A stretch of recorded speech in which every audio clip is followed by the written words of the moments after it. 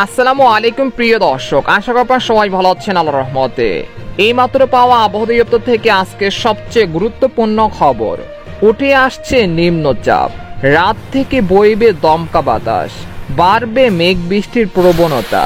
শনিবার থেকে টানা 5 দিন ভারী বৃষ্টির পূর্বাভাস। এছাড়া আগামী 24 ঘন্টায় দুই বাংলার কিছু কিছু জায়গায় বিক্ষিপ্ত বজ্র বৃষ্টির সম্ভাবনা, এমনটা জানাচ্ছেন আবহাওয়া দপ্তর। আজ ও আগামীকাল কোন কোন জেলার আবহাওয়া কেমন থাকতে পারে জানিয়ে দিব সম্পূর্ণ বিস্তারিত ভিডিওদের সঙ্গে থাকুন। আর সবার আগে সবার প্রথম সঠিক আবহাওয়ার খবর জানতে আমাদের চ্যানেলটিকে সাবস্ক্রাইব করে রাখুন। এবার জেনে নিন এক নজরে।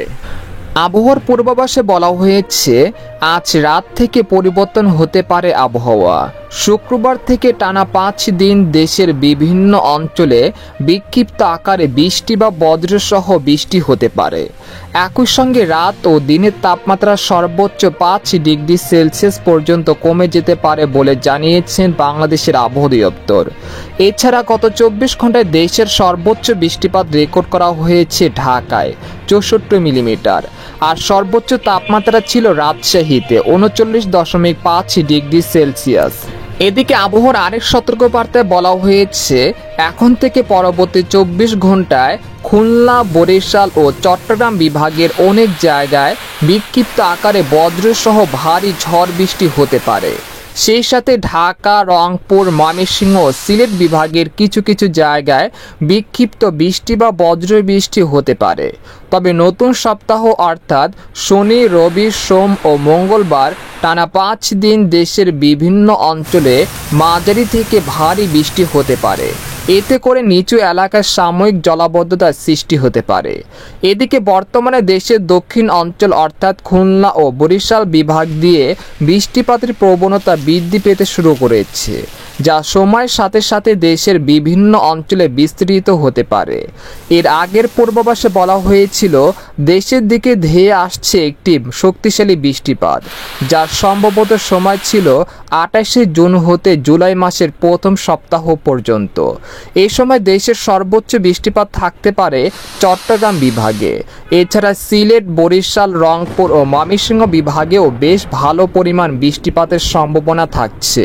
তবে রাজশাহী, ঢাকা ও খুলনা বিভাগে মাঝারি বৃষ্টিপাতের সম্ভাবনা রয়েছে। এই বৃষ্টিপাতের জন্য অপেক্ষা করতে হবে আগামী শনিবারের জন্য।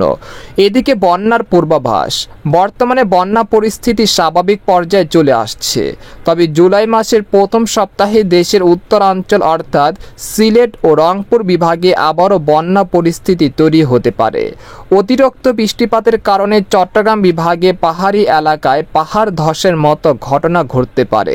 এদিকে বাংলাদেশের আবহাওয়াবিদ মোহাম্মদ হাফিজুর রহমান জানান আজ সকাল 9টা থেকে পরবর্তী 24 ঘন্টায় রংপুর, ময়মনসিংহ, চট্টগ্রাম ও সিলেট বিভাগের অধিকাংশ জায়গায় এবং রাজশাহী, ঢাকা বিভাগের কিছু কিছু জায়গায় অস্থায়ীভাবে দমকা হাওয়া সহ হালকা থেকে মাঝারি ধরনের বৃষ্টি বা বজ্রসহ বৃষ্টি হতে পারে।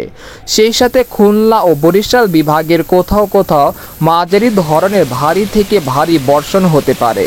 এই সময় সারা দেশে দিন ও রাতের তাপমাত্রা প্রায় অপরিবর্তিত থাকতে পারে। তবে জুলাই মাসের প্রথম সপ্তাহে দেশের বিভিন্ন অঞ্চলে ভারী থেকে অতি ভারী বৃষ্টিপাত হতে পারে। তো এই ছিল খবর। এরকম লেটেস্টিং আবহাওয়ার খবর জানতে আমাদের সাথেই থাকুন।